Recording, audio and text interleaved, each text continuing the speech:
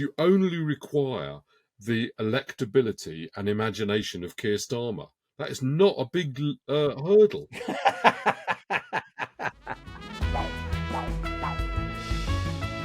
Yes, here we are again then. It's How to Win an Election, your insider's guide to all of the politics and that. I'm still Matt Chorley, still joined by new Labour mastermind Peter Mandelson, Polly Mackenzie's Policy Mackenzie, former Director of Policy for Nick Clegg, and Tory Brainbox Daniel Finkelstein. You can get in touch by emailing howtowin@thetimes.co.uk. Obviously, since we last spoke, we had all of the King's Speech shenanigans. Danny, Peter, did you get your ermine out this last week?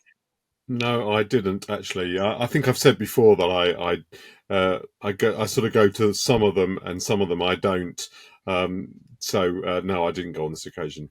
Peter, so you do actually possess an ermine and velvet robe, if you're right. No, my goodness, Peter, it's so unbelievably expensive. I certainly do not. Yeah, how much is it? How much are we talking? Well, many thousands of pounds, and I even to hire, you have to hire one. There are two ways of getting one. One is there's a kind of like a ballot. In other words, it's a sort of raffle. You can win an ermine cloak for the day in a raffle, and the other is that you have to rent one from Eden Regan, and it costs £185, I think, and that's like quite a lot of money to hear what Keir Starmer has to say in his speech when I can watch it on the BBC.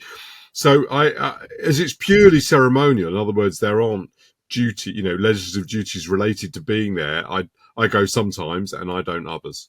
Polly, I feel like I've neglected you. Did you wear ermine for the King's Speech? I don't own and have never rented ermine, but I did last week get to go to the graduation ceremony at the university that I work at, and due to a mix-up, I had a PhD gown. Oh, that's nice. That's nice. You've had so you've all dressed up. That's all right. Now I need to tell you that once again, and it's been a long old crawl, this whole podcast of people sending in their. People didn't like the theme tune to begin with. I think they've really taken to it. We've had the brass band version, we've had the bagpipes version, we've had the man knocking on the head. In the last couple of weeks, we've had the jungle version, the drill version, obviously very different. The heart version. Tim's been in touch saying, "Hi all, love the podcast. It's great.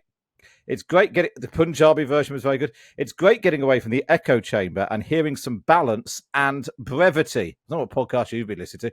However, I think there's more you could do to appeal to your younger millennial listeners. To help you with this, I've attached a theme song in the style of Fall Out Boy to evoke some noughties emo nostalgia. For the benefit of the older members of the How to Win team, Fall Out Boy are a popular rock music band. And we can hear the How to Win election theme played in the style of Fall Out Boy now.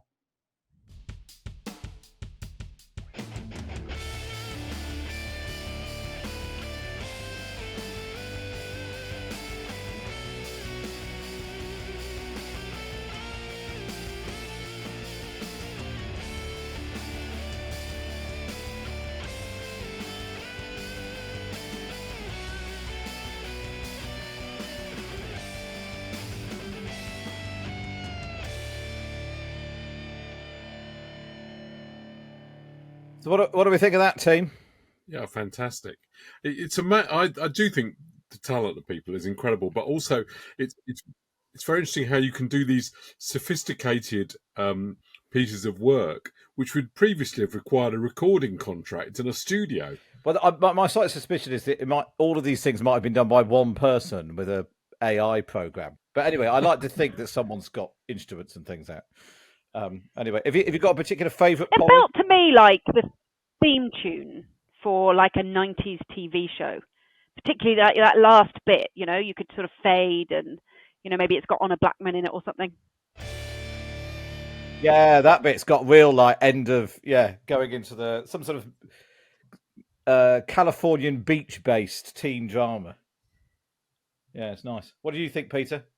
I don't remember looking or listening to anything in the 1990s. I was too busy preparing for the 97 landslide. Honestly, I never watched television. I never went out, never saw a film, never listened to a concert. Just totally focused on that majority.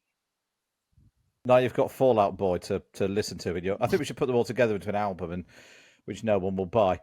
Right. In a minute, we're going to talk. I want to particularly talk about, because we've obviously been doing a lot of how to win an election, and attention turning to the Tories and what they do. We'll talk about how to win an opposition. But last week was all about the King's speech. The week before was obviously the election. This week, tomorrow, we've got Keir Starmer's first PMQs as Prime Minister. Obviously, he's got a big majority. He's got lots of people going to cheer him behind. Rishi Sunak responding as leader of the opposition, despite the fact he knows he's on the way out. What does he need to worry about? What does Keir Starmer need to worry about, Peter? He needs to worry about the choice between being steady, serious, and sober, given that the state of the nation is so awful, which is why he's won such a huge majority, versus kicking Rishi Sunak and the Tories all over the shop and appearing a little too adversarial for the mood of the nation. So he'll have to navigate a way between those two things. And Danny, it's been interesting that all of the interactions they've had so far on election night, on the selection of the speaker, the King's speech debate, Rishi Sunak has really gone out of his way to say he's sorry to the party, he wishes Labour all the best. It's almost like a completely different person to the one we saw in the election campaign. And actually, he's getting quite a lot of plaudits for it. It is interesting, and it's much more the person that I know and regard as a friend. It's interesting to watch him, and I think it's partly it's two things. I think first of all, it was the burden of being Prime Minister, which I think he did feel quite strongly. Not necessarily a good thing. That you need to be able to wear the office lightly, as well as be diligent at it. And then I think the second thing was just trying to play the part of the political attacker in Prime Minister's questions, which I wouldn't necessarily have advised him to do that. And obviously that relates to what you've just asked about Keir Starmer.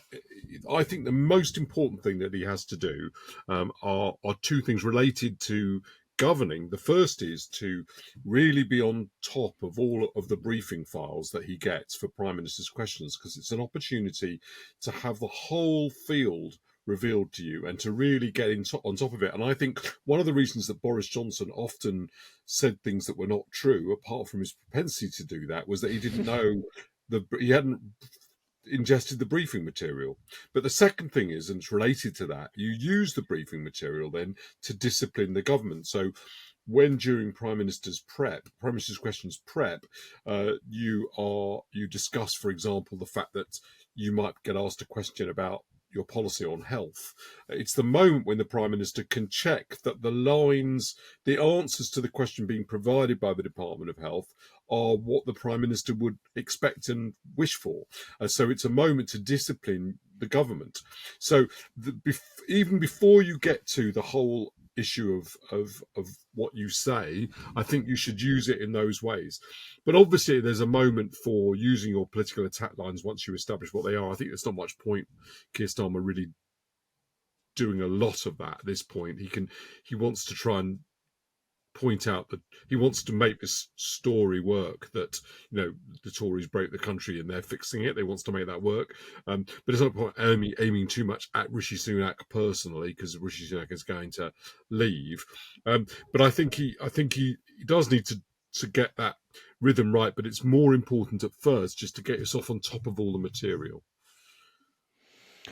Polly, when you were working for Nick Clegg, because he sort of obviously had Deputy Prime Minister's questions, was that a way for him to get across what's going on in government and actually say, sorry, why have these figures gone up? Or why is that thing I said at the last lot of questions not happened? It was incredibly useful, actually, and it was an area where the two teams worked really closely together, and the people who were briefing the Prime Minister also kind of shared all of the same stuff with a little Liberal Democrat sprinkle of glitter, I guess. Because, of course, as Deputy Prime Minister in those moments, he was accountable for absolutely everything. Though, as a general rule, the Labour Party tended to, attack in a slightly different way. Again, generally blaming the Liberal Democrats more for the faults of the Conservative Party than they ever managed to blame the Conservative Party. And, that all goes into why Ed Miliband's tactical choices to focus on the Lib Dems ended up, I think, being a kind of key mistake that led up to the not doing very well in 2015. But of course, I also worked for the Lib Dems when they were in opposition. And the big shift now will be that Ed Davey is back to having two questions in the way that Nick Clegg had in the run-up to 2010. And so they are also having to think quite deeply about how are they going to position themselves as a different kind of and much, much bigger opposition party. They've made a strategic choice. They've said, we're going to focus on health and social care. That was our thing. We're really going to focus on it. But of course, as policy agendas evolve, they will have to make lots more kind of detailed choices, including, for example, on house building. Are they pro or are they anti-NIMBY or YIMBY? And that will be, I think, really quite difficult for them because they don't want to be anti-growth. But on the other hand, their new constituency portfolio makes it quite difficult to be aggressively supportive of house building. But there's also little things. I mean, it's been suggested that Labour will bring forward a proposal to change unfair dismissal rules so that you can be unfairly dismissed from day one. And actually, as Employment Minister, Ed Davey changed the unfair dismissal rules from 1 year to 2 years to make it easier for people to sort of safely take employees on. Are they going to position themselves as pro-business, pro-growth on things like that, or are they going to come at the Labour Party from the left? There's a lot for them to decide. And Peter, I mean, Keir Starmer's first PMQs is probably the easiest one because the Labour lot will all be nice and everyone else will be generally polite, and Rishi Sunak's ultimately not the leader of the opposition. Is there at which point, when you were with both Tony Blair and Gordon Brown, does it suddenly become like the absolute nightmare moment of the week? Don't forget the first PMQs after the 97 election that Tony Blair did. He did it still with John Major in the same position that Rishi Sunak will find himself in tomorrow. John Major was graceful, amusing, respectful, and asked a few questions that were important to the country. Tony Blair responded without once opening his briefing book. He answered everything, straight out of his head in a very, calm, rather restrained, quite informed way. It was the end of Punch and Judy, until, of course, William Hague took over from John Major and Punch and Judy resumed. But it was a very interesting first PMQs. It set a whole new tone for the thing, which obviously didn't last. But it was very enjoyable for the half hour that it did.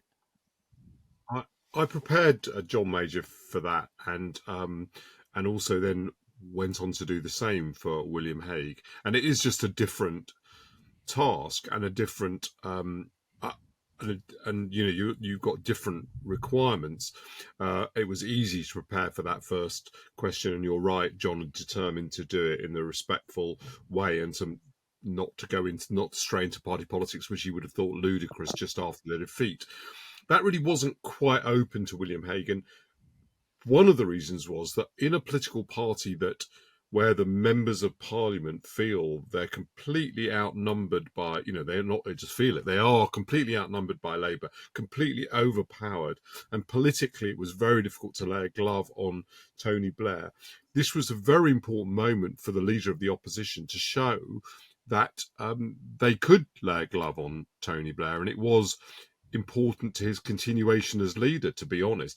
I think William would acknowledge, and I agree with this, that it didn't ultimately help the Conservatives in their job of returning to power. That's when you move from being an opposition to being an alternative government, and you ask questions designed for that reason, which David Cameron did later. But we simply weren't at that place immediately after William had taken over, and therefore being able to be amusing and give members some heart, that was important. The way that William rallied the troops and raised their morale was through his humour. And that was fine until Tony Blair was able to pronounce on his performance at PMQs by saying he was all jokes and no judgment. And that rather stuck, I'm afraid, with William for the rest of his leadership. The problem there wasn't the jokes, though; it was the judgment, right? So, the Conservative Party was fundamentally not in the right place. I think, we all felt that a bit. I don't think, and it's interesting because it also relates to Rishi Sunak's, I think, having mispositioned the Conservative Party as well. The Conservative Party wouldn't allow William to position it where, George Osborne and I and William's natural instincts thought it should be placed, and then when he tried to do that, it almost, which came around 1999, he almost lost the leadership doing that. So the Conservative Party just wasn't ready to return to a position from which it could win general elections, and in the absence of that, I think at least you could be amusing and pugnacious and show that William was a person with some elan, and that was important. It's a key point, isn't it? Because, in fact, whether the Conservative Party goes swiftly to an election-winning position or sort of takes a meandering path for 15 years, they won't get there for the first year at the very least. And so actually, your first question, Matt, was, what does Keir Starmer need to worry about? Actually, he really doesn't need to worry too much about this. He shouldn't be rubbish, but actually most of his attention really can go on trying to set up governing well, and actually get the kind of the basics in place to be able to demonstrate delivery in the next 2, 3, 5 years. Yeah. I think what you should concentrate on, Matt. Sorry, just to elaborate on that for a moment. So I think we're all really suggesting is that he should concentrate really on the actual answers at this point. Formulating those and deciding what they are will give his government a degree of identity, and it'll mean he. And I remember very early on, the Labour Party decided to support, because it had agreed to match Tory spending. It supported a cut in lone parent benefit. And William, my suggestion, asked Tony Blair whether he was doing that in order to save money or because he thought this wasn't a good benefit. And he actually didn't. He found that a very difficult question because he wasn't sure what the answer was. Later in his government, I think he was much more sure of those things.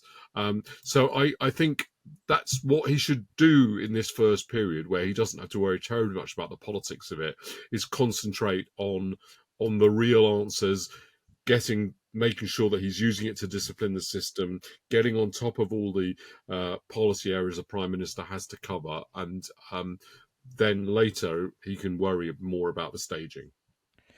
Okay, so Keir Starmer doesn't have to worry too much about the first PMQs. Up next, we're going to talk about the extent to which the opposition does, and we've done a lot on how do you win an election. How do you win in opposition? Because there are a lot of opposition parties all trying to make their mark. So we'll do that next on how to win an election. Right, we've talked a bit about the first PMQs this week and what Keir Starmer needs to do. Get up, read out the answers, look statesmanlike, fine. In terms of being the opposition, and how do you basically pull off a Keir Starmer? How do you go from opposition to back in, to winning within one term rather than 2, 3 terms? Just picking up on the conversation that we were just having before, Danny, about William Hague and what he did at PMQs, and people say, well, he was very good at PMQs, it was funny, but ultimately didn't make any difference. I suppose Ian Duncan Smith is living proof of what happens when you don't even have jokes and a good performance at PMQs. Yes, but they both lost, and indeed the Conservative Party did a little bit better in the 2005 election and in 2001. So my view, when David Cameron was running for the leadership of the opposition, I said when he wins this leadership election, he should turn down the office, and by that I meant he should think of himself as setting up an alternative government rather than simply being leader of the opposition, and think about what he might be able to offer and what the party, how the party might be able to position itself if it does that. Oddly, for each individual, I mean, this is the problem in opposition. For each individual spokesman, they get a lot of credit if they're able to position, if they're able to kind of like bring down a cabinet minister in their area. Often that's got absolutely nothing to do with them, but they get the credit for doing it. So the incentives are to engage in a more, kind of aggressive strategy to seize on the weakness that might be for instance, taking a position against tuition fees, which the Conservative body did in opposition, even though you think it's a good idea, because that's all because the government's charging middle class people for that, and that seems like a good position. And I think that all that incentive pulls you in the wrong direction. So as early as you can, and Polly's right, it's not credible in the first year probably, but as early as you can, you should start looking at yourself as an alternative government. And when Keir Starmer started to do that, which was around the time that he appointed Rachel Reeves to be Shadow Chancellor, he began to make real progress. And before that, I mean, he was helped by the collapse of the Conservative alternative, but after that, he did sort of begin to make progress. Polly, what do you think? Because there are so many opposition parties now who certainly, although they've got varying numbers of MPs, they've all got a bit of profile now, a bit of purchase on both the public consciousness, but also, crucially, the lobby's consciousness. What would you do if you were an opposition party now? Well, I think, the scale of the party does matter because, you've got, 2 or 3 sort of parliamentary researchers and staff per MP. You've got short money that helps support some kind of party infrastructure and doing some policy development work, some proper kind of scrutiny of the government work. Danny's right. You need to choose a strategic position from which to attack. It always feels a bit weird when it's just a smorgasbord of random things. The Lib Dem MP Don Foster, who's now in the House of Lords, used to endlessly get great media coverage on like ticket touting. And he would use the parliamentary resources. You can ask questions of government and get data. You can kind of use the status of Parliament as well to do sort of freedom of information requests or various kind of ring-arounds as a piece of research. But I'm not sure that anybody ever voted Liberal Democrat because, I really care about ticket touting as a sort of fundamental structural issue. But my favourite Don Foster story was always a press release every year, almost identical press release complaining about Christmas TV repeats. And it was the same repeated press release complaining about the same issue. And you're right, no one voted for that. Norman Baker would always do a Christmas press release, another Liberal Democrat MP for Lewis, talking about the carbon emissions of Santa. Obviously based on some completely spurious maths. But to, sort of elevate the question of like, well, I don't know, sustainability, climate change. Sorry, is that the Lib Dems coming out against Santa travelling around the world? No, I think they were worried about the emissions of the moose. Maybe they wanted him to have an electric moose sledge. You mean moose? Reindeer? Moose, reindeer, whatever. Sorry, I can't remember. Large horse-like animals. Yeah. So you're trying to get attention, but attention in and of itself doesn't have a lot of value. But you do have amazing access to the House of Commons library, to parliamentary questions. You can ask the national statistician to do a bunch of maths for you. Like, it's an amazing privilege if you can leverage it to get on strategy, media analysis, and crucially, like, do the job, right? To oppose, to scrutinize, to pick holes, and actually by doing so, you help improve the quality of government, hopefully. Peter, you also spent a long time with the Labour Party in opposition. How much of that is just a long slog, sometimes just sitting and waiting for your party to decide it wants to win an election rather than just fight amongst itself? Is it like just sitting on an egg, actually? You just have to wait for the we want to win an election chick to hatch? Matt, if you were waiting for the Labour Party to decide that, you'd be waiting forever. Look, the whole point or objective of opposition is to get back into government, to get back into power. So you need a good strategy, an effective leader, and party unity around both those things. But I think for the Tories, going into opposition, the two template sea change elections are 1945 and 1997. And in 2024, the Tories have got to decide whether they're going to be 1945 or 97. Let me explain what I mean by that. In 1945, the Tories went into opposition knowing that the world had changed dramatically, that there was a whole new state of public opinion which they had to understand and come to terms with, and that from the centre ground of politics, they had to adjust their policies now to incorporate the welfare state, new opportunities in education, the new National Health Service that was being created. And that's exactly what Churchill and actually Rab Butler set about doing. Okay? And we'll come back to how long it took them to get back into power in a moment, because the contrast is 1997, where it was different. It was another landslide election. They went into opposition, but this time William Hague went more with the right-wing, anti-European flow that had emerged in his party and which continued to flow through the leadership of Ian Duncan Smith and Michael Howard. And here's the point. In 1945, when the Tories quickly, readily adjusted to what was happening in the country and why they had lost, it was little more than a single term before they went back into government. In 1997, when they did the opposite of that, it took them 13 years.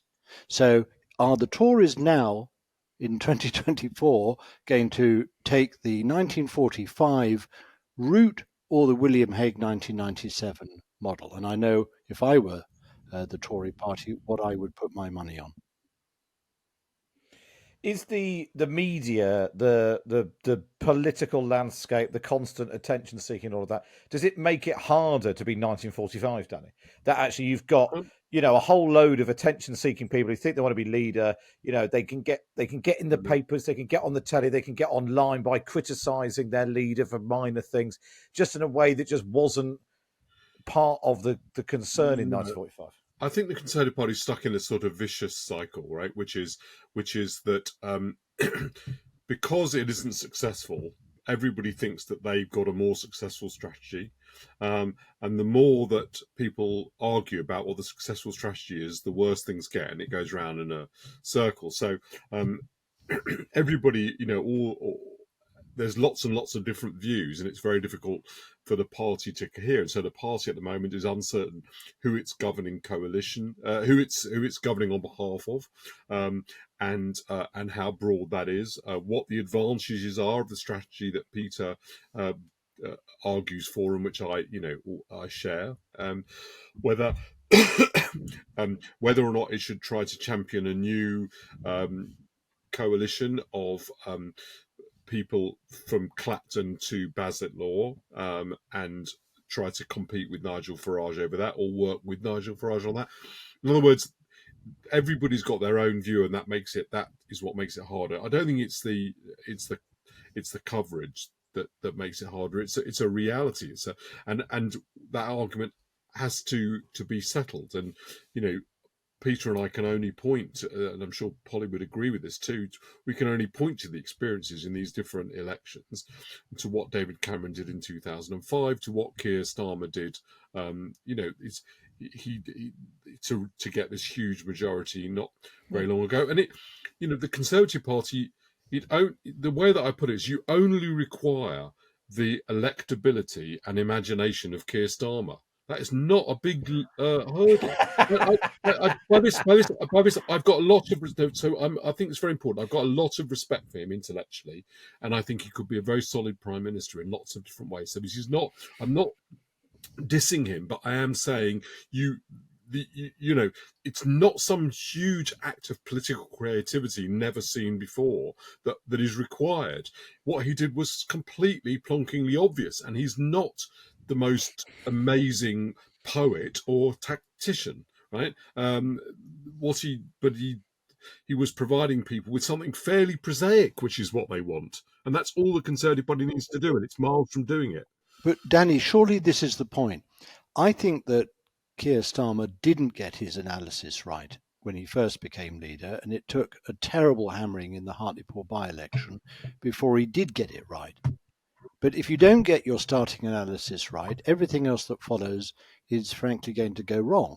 So you've got to get your analysis right. And as I said, it took Starmer about a year to do that. But with the right analysis and the right leader, even the Tories, I know it's hard to believe, but even the Tories could, recover more quickly than they imagine, or that it appears now. Now, that would depend on Labour getting an enormous amount wrong if they were to repeat the 1945 experience of coming back after a little over one term. And given the start that the Labour Party's had, they're certainly not showing signs of getting very much wrong. But stuff happens in politics, and they've got to be ready, with the right strategy, right leader, right unity, the right understanding of and embrace of what the public is saying to them, and the policies that reflect that. If they get that in place, then something could turn up. But I'm not a believer in politics that, miracles happen by accident. Miracles, in my experience in politics, happen by design, by getting everything in the right place. And when that happens, your luck can turn up. Probably, I'm actually just sort of thinking that the Lib Dems have been through exactly the process we were talking about. They were in government. They did well in 2010. They get into government. They get thrown out of government in 2015. They then sort of retreat to lovely Tim Farron and, as we've discussed before, talking about gay sex endlessly, and talking about the EU, and everyone's got their EU beret on. And then Joe Swinson runs to become Prime Minister to rejoin the EU. And then the party sort of grows up a bit and says, actually, we don't want 6 MPs anymore. We want to massively expand our thing. I just want to, maybe it is just the cycle of a party that they need to get hammered a couple of times before they come to their senses. I think it really is, particularly because the membership, including the parliamentary membership, massively shape the bandwidth or the kind of the space that a leader has to operate within. One of the first things Danny said was the party wouldn't permit William Hague to go where he wanted to go and where he knew he needed to go. And, last week, Peter was telling everybody how much he loves Morgan McSweeney, but particularly celebrating that kind of single-minded determination to change the party so that the party would permit the leader to go where the leader needed to go. And that's why it usually takes more than one leader, is because actually the amount of political capital you need to invest in changing your party absorbs all of your energy, keeps you away from actually public campaigning, and of course you're still boxed in by the party that's pushing you in the wrong direction, so you slightly lose the enthusiasm of the voters. But also you burn through your political capital, and eventually they get sick of you and they want rid of you. What you're doing is a kind of service job to clear up and make space for a leader who can be the right leader. And that work of changing the party is foundational to political success. And it's massively hampered by the excessive power that the now very small memberships of political parties have. That those people are not the people your MPs should be listening to. Actually, they are not the voters for your party, let alone the public who you're attempting to serve. And actually, we've got to reduce the power that members of political parties have if you want to make those journeys of reflection move any faster. Yeah. I tell you what, I think it will be very interesting to see in the Conservative Party, and I'm not sure about this yet, but it is what is the effect of the large increase in membership of Reform, which Reform has boasted of, could mean that some people who were producing, for example, part of Liz Truss's majority over Rishi Sunak in the 2022 leadership election have now joined Reform. So when William Hague was leader, Anne Widdecombe was his shadow Home Secretary, and I don't believe the Conservative Party would ever have been re-elected with Anne Widdecombe as shadow Home Secretary. Now Anne Widdecombe's not even in the Conservative Party, and she's perfectly intelligent person, but I don't think she's particularly electorally appealing to the people the Conservative Party need to win an election. There is clearly a huge problem for the Conservative Party in 15% of people, many of whom have voted Conservative or are amenable to doing so, not doing so at the last election. But there may also be an advantage which Keir Starmer benefited from. So one of the things that happened with Keir Starmer is that as his leadership progressed, some people began to leave the party, as well as the people he expelled, some people began to leave the party for fringe parties. In time, that may be a problem because they've joined Green parties or they're challenging Wes Streeting in his seat. But it also means they're not in the internal coalition. And it's possible that the Conservative Party in the leadership election, for example, will be more pragmatic than most people estimated it would be. I don't say that with a degree of confidence. It's a hypothesis. I think it is possibly true, and it will be very interesting to see how that plays out. I don't have, I just saw some of the polling and I thought that is quite interesting. So let's see whether that proves to be a correct judgment. Yeah, the problem after 97 was that the Conservatives had to wait for three leaders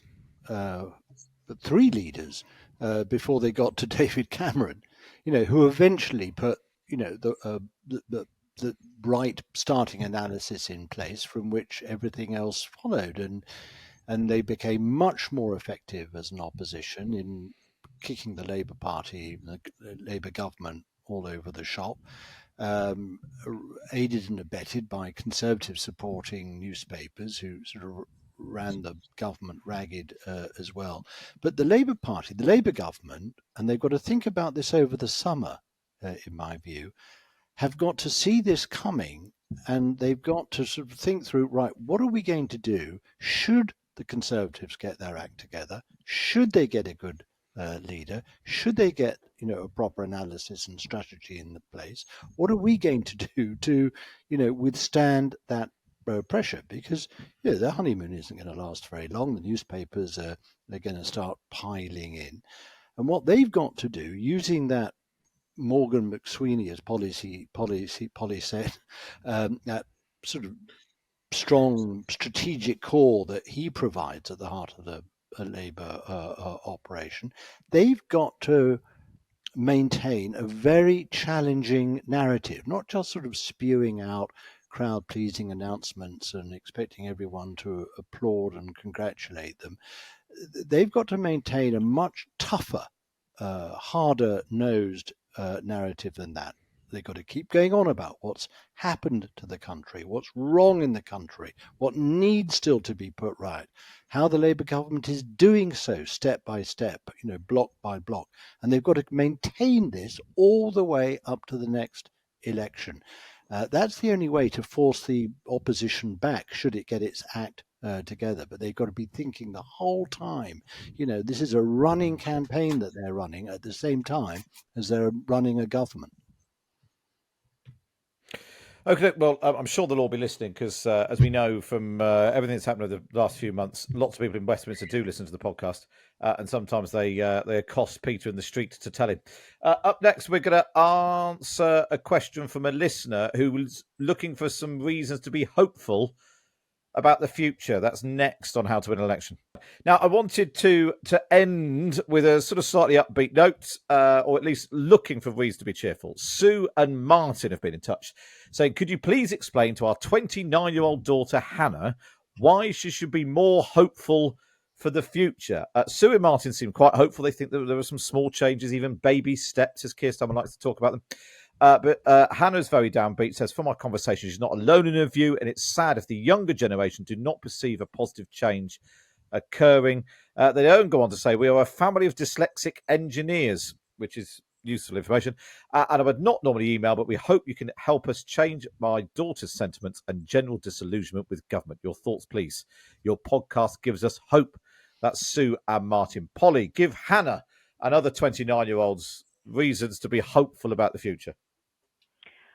I think climate change is something that massively scares younger people, and I genuinely think it's solvable with technology, with changes, with innovation. And I think we don't need to be scared. We need to be ambitious.